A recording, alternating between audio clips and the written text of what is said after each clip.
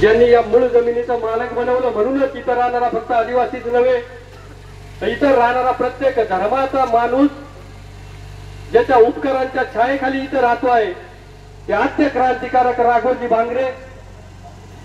राघोजी भांगरेंना 2 वेळा मृत्यूच्या दारातून सोडून आणून आदिवासींना मोठ्याचं स्थान देणारे राया ठाकर आणि 21व्या वर्षी या निसर्गासाठी बलिदान देऊन आदिवासी विचारधारा जगात पेरणारे नाग्या कातकरी या सर्व बंडकऱ्यांच्या चरणी मी सर्वप्रथम नतमस्तक होतो.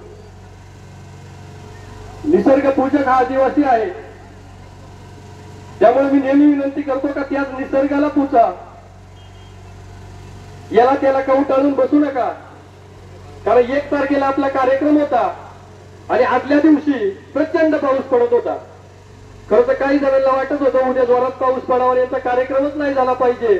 पण आम्ही त्या निसर्गाचे पूजक आहोत म्हणून त्या निसर्गानं तेव्हा पण आमच्यावर छाया धरली आणि आजही तुम्ही आल्यापासून बघत आहात जेव्हापासून आपण बसलो तेव्हापासून ऊन नाही. त्याचमुळं जो निसर्ग आपला आहे त्या निसर्गाच्या चरणी अर्जुन राहिलो तरच आपण टिकू. याला त्याला उराड्यावर घेतलं तर आपण टिकणार नाही. खर तर 1 तारखेच्या कार्यक्रमामध्ये ही गोष्ट जाणवली आणि आजच्याही कार्यक्रमामध्ये आम्ही जे करतो आहोत ते चांगलं करतो आहोत आणि ठळकपणे करतो आहोत. ही सायकल ही त्याचंच प्रतीक होतं की लक्षात आल्यानंतर न थांबता काम करत आहे बिरसा ब्रिगेड. आणि म्हणून 1 तारखेच्या कार्यक्रमात सुद्धा आणि आजच्या कार्यक्रमात सुद्धा बिरसा ब्रिगेड वरती विश्वास ठेवणाऱ्या माझ्या असंख्य आदिवासी बांधवांना माझा मानाचा जय आदिवासी. मात्र हे करत असताना जे समाजाचं चुकते त्या चुकीच्या गोष्टी सुद्धा समोर आणणे हे आमचं काम आहे. 1 तारखेलाही तसंच झालं आणि आजही तसंच चालू आहे. आम्ही दसकरेला गेलो तर आम्ही बांध सापडतो पण जिथं मंडप टाकलाय तिथं आम्ही बसत नाही. आम्ही बांधावर जाऊन बसू. आम्ही लग्नाला गेलो तर आम्ही मंडपात बसत नाही. आम्ही बांधावर जाऊन बसतो आणि आता आमचे बांधव तेच करत आहेत. किती दिवस बांधावर बसणार तुम्ही? अरे लोक रिया रॉकेट मधून मंगळावर गेली आणि आम्ही अजून बांधावच बसत असू तर त्याला जबाबदार हा दुसरा कोणता समाज नाही. त्याला जबाबदार तुम्ही आहात.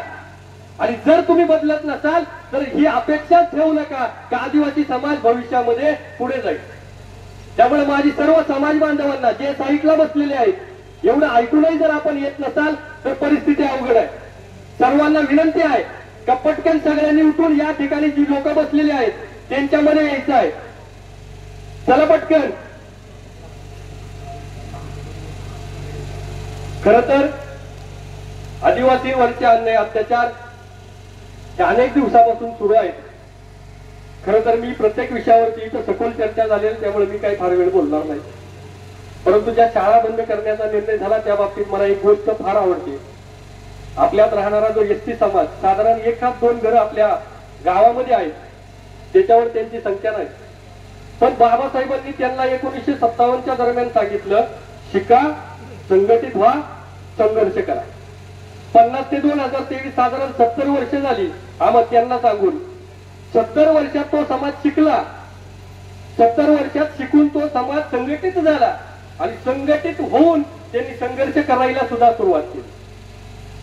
खर तर आदिवासींच्या राघोजी भांगरे असतील किंवा बिरसा मुंडा असतील यांनी सुद्धा आपल्याला तोच संदेश दिला. पण आपल्याला शाळा मात्र लवकर मिळाल्या नाहीत. आपल्याला शाळा मिळाल्या 80-90च्या दशकात आणि त्यानंतर आता कुठं आम्ही शिकायला लागलो आणि आता आम्ही कुठं संघटित होत आहोत. संघर्ष तर अजून बाकी आहे. संघर्ष पाहिजेच असेल तर जरांगे पाटलांचा बघा एका दिवसामध्ये किती सभा घेतल्या, 49 सभा घेतल्या आणि समाज 24 तास त्यांची वाट पाहत बसत होता. तो संघर्ष आहे. चला माहिती तो संघर्ष आम्हाला उभा करायचा आहे पण त्याच्या आधी आम्ही शिकलो पाहिजे आणि तोच शिकू नये याच्यासाठी जर सरकार काम करत असेल तर आपली तंगडे तोड सुरू झालेली आहे याचा सर्वांनी विचार करा. आणि म्हणून शासनाला बिरसा ब्रिगेडच्या वतीनं समाज बांधवांच्या वतीनं विनंती आहे की आम्हाला शेवटच्या टोकाचा निर्णय घ्यायला लावू नका. आदिवासी अजूनही शांतपणे मोर्चे आंदोलन करत आहे. त्यातूनच हा विषय संपवा. 20 पटाच्या शाळा समूह शाळा करणारा आमचा पूर्णपणे विरोध आहे. पुनर्वसनचा मुद्दा हा अत्यंत गांभीर्याने आपल्याला घ्यावा लागेल. परंतु त्याच्या आधी एक गोष्ट सांगतो. मागील काही दिवसांपूर्वी गोहे आश्रम शाळेतला विद्यार्थी अभिषेक भवन गवारी हा ब्लड कॅन्सरने मृत्यू पावला आणि त्याच्या पाठोपाठ पिंपळगण्याला सुद्धा पारधीवरून एक विद्यार्थी बुडून मृत्यू पावला. खर तर या सगळ्यामध्ये प्रमुख भूमिका होती ती आदरणीय गायकवाड साहेबांची. कारण याच्या आधी सुद्धा मोरमार साहेब आपल्याकडे घटना घडल्या, परंतु अधिकाऱ्यांनी डॉक्युमेंट तयार करताना हा माणूस कसा वाचेल याच्यासाठी काम केलं. त्यामुळे जर मागच्या गोष्टी पाहिल्या तर जो मुख्याध्यापक आता तिसऱ्यांदा सस्पेंड झाला तो 2 वेळा सस्पेंड होऊन सुद्धा साहेब आपल्या तालुक्यात काम करतो आहे. या अधिकाऱ्यांची त्याच्यावर असलेली छाप आहे.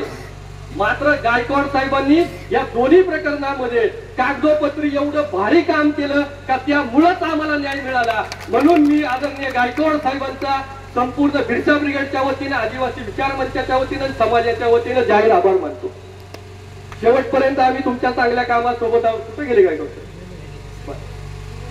पुनर्वसनचा जो मुद्दा आहे, खरं तर आता सध्या गरज आहे. अनेक लोक म्हणत आहेत की आमची नावं त्या पुनर्वसनामध्ये नाहीत. काहींचं पुनर्वसन झालंय, काहींचं बाकी आहे. सर्वात आधी माझी तहसीलदारांना विनंती आहे की आपण कोणाचं झालंय आणि कोणाचं राहिलंय त्याची यादी प्रसिद्ध करायला पाहिजे. का किती जणांचं पुनर्वसन झालं आणि किती जणांचं राहिलंय, म्हणजे ज्यांचं राहिलं आहे त्यांच्यासाठी आपल्याला काम करता येईल. खरं तर या ग्रामपंचायती सतत स्वतंत्र ग्रामपंचायतचा विषय मांडत आहेत. जर आपण तिथल्या विकासाचा विचार केला तर निश्चितपणे कोणालाही त्याला वावगं वाटणार नाही का त्या स्वतंत्र ग्रामपंचायतीची आपल्याला गरज आहे.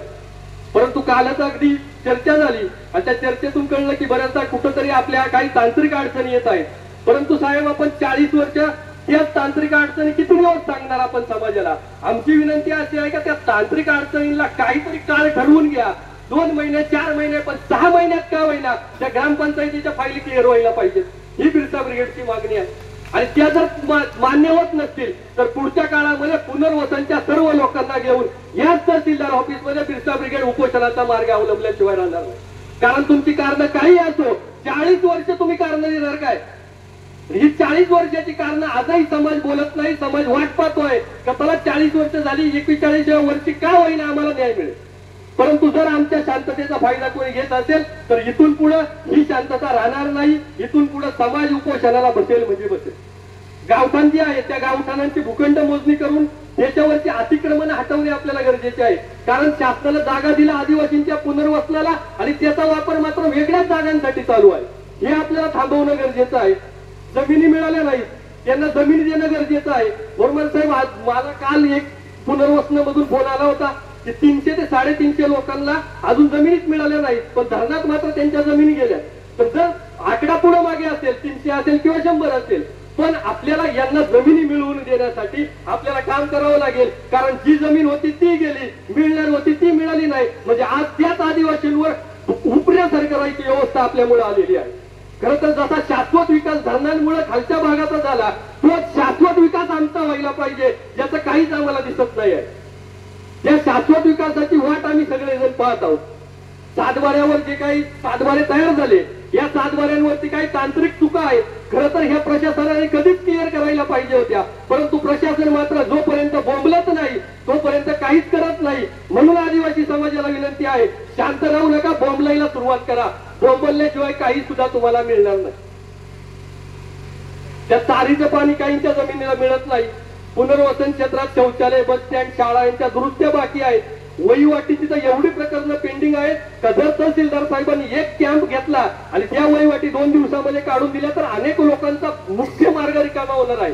त्यामुळे माझी तहसीलदार साहेबांना इथं बसलेल्या प्रत्येक पुढाऱ्यांना विनंती आहे का यामध्ये मध्यस्थी करून एक कॅम्प जर आपण लावला तर ही सगळी माहिती आपल्याजवळ डाटाने मिळेल आणि या माहितीवरती आपल्याला काम करता येईल. निश्चितपणे याच्या आधी सर्वांनी काम केलं असेल आणि काही कामं राहिली असतील तर ती राहिलेली कामं पूर्णत्वास नेणे हा बिरसा ब्रिगेडचा मार्ग आहे आणि तो मार्ग बिरसा ब्रिगेड अवलंबेल. आता जर मोर्चा पाहिला तर वरच्या भागातून माणसं कमी आली, पण पुनर्वसन क्षेत्रातून माणसं आली, कारण त्यांना बिरसा ब्रिगेड कडून अपेक्षा आहे आणि त्यांना शब्द देतो बिरसा ब्रिगेड तुमच्या पाठीशी पुढच्या काळात निश्चित उभी राहील आणि जोपर्यंत पुनर्वसनाचा प्रश्न सुटत नाही तोपर्यंत तुमच्या बरोबर उपोषणासहित सगळ्या मार्गांसाठी बिरसा ब्रिगेड नेहमी तुमच्या बरोबर उभी असेल.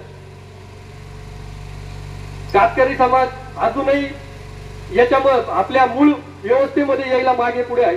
अगदी कालच आम्ही इंदिरानगर मध्ये गेलो होतो. इतर समाजाची तुलना केली, कातकरी समाज जर आपली तुलना केली तर आपण बऱ्यापैकी पुढे आलो आहोत आणि कातकरी समाज मागे आहे.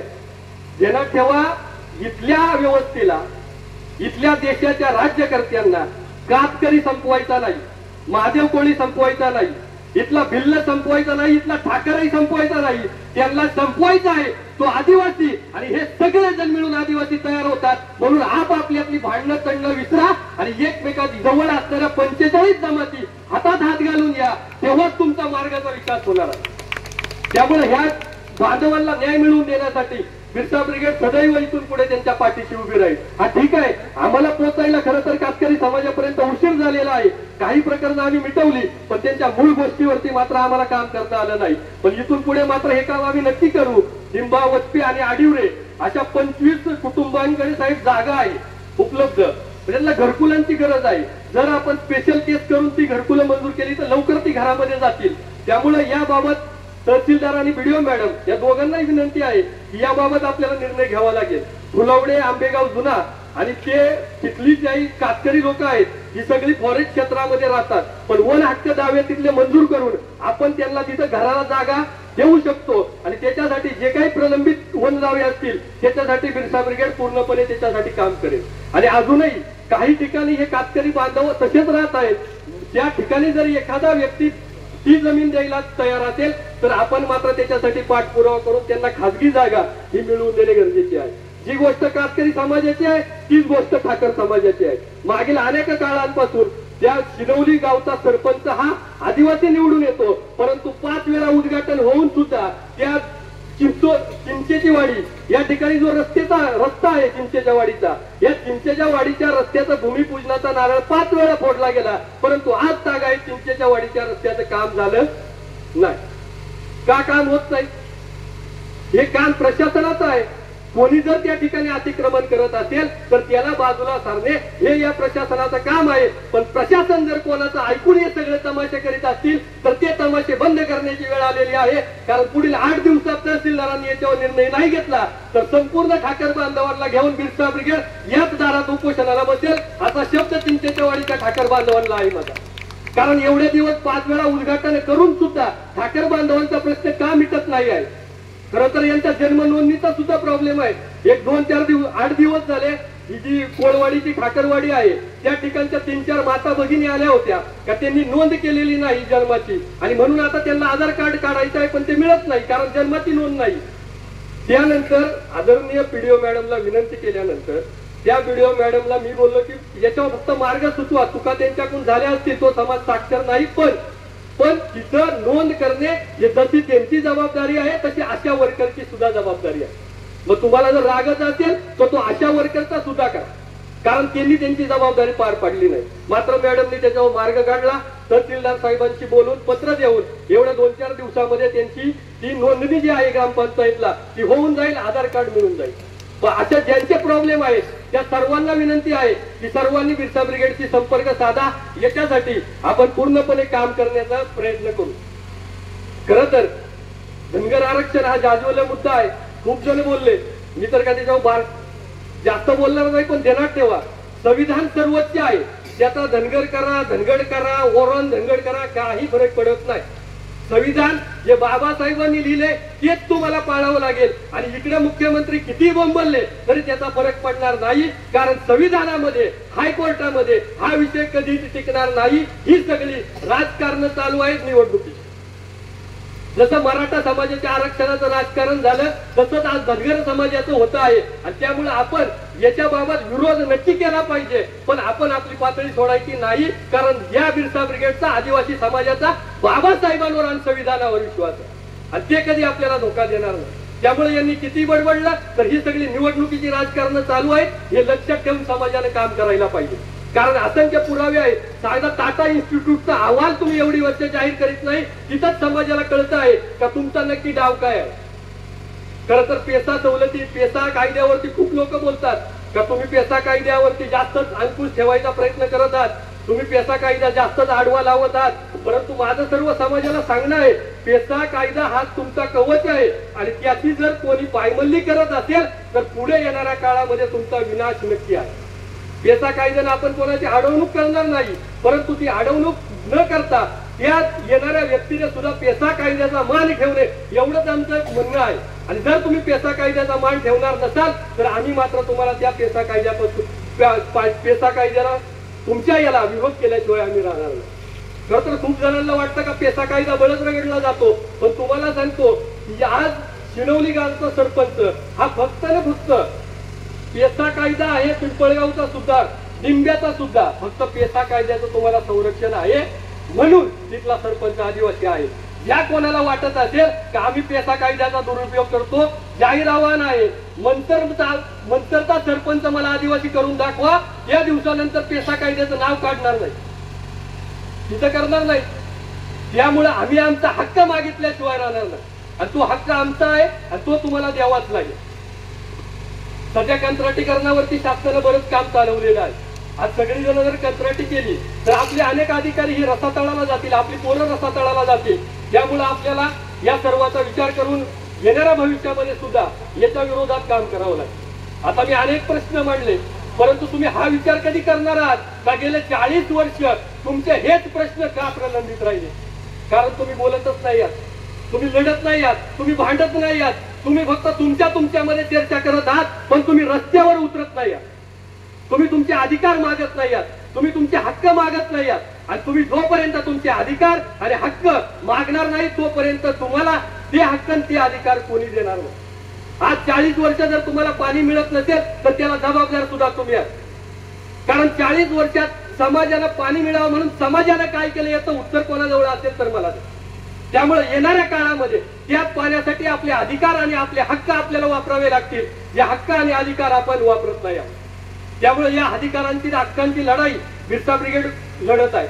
त्यामुळे माझी सर्व समाज बांधवांना लढत आहे की जर तरुण पोरं मिळून जर काहीतरी चांगलं काम करत असतील, आपल्या हक्कांची जाणीव करून देत असतील, अधिकारांची जाणीव करून देत असतील तर तुम्ही सर्वजण त्यांच्या पाठीशी उभं राहायला पाहिजे आणि तुम्ही राहाल ही माझी अपेक्षा आहे. खरं तर खूप काही बोललो, परत मुद्दा 40 वर्षावरती जातो मग अनेक प्रश्न परत येतो. परंतु यानंतर येणाऱ्या काळामध्ये अनेक प्रश्न हे फक्त निवडणुकांच्या वेळेलाच हाताळले जातात. एकदा निवडणुका झाल्या का परत 5 वर्ष त्या प्रश्नावरती कोणीही बोलत नाही. माझा वैयक्तिक कोणावरही रोष नाही. सर्व राजकारणी फक्त त्याच वेळेला पाणी असेल, धरण असेल, पेसा कायदा असेल, रोजगार असेल, अशा सगळ्या गोष्टींवरती बोलतात.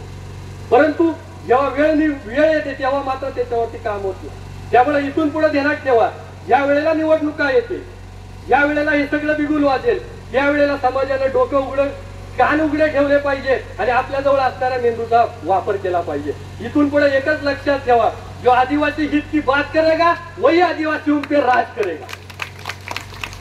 एवढं बोलून या ठिकाणी थांबतो. सर्वांना मानाचा जय आदिवासी. धन्यवाद.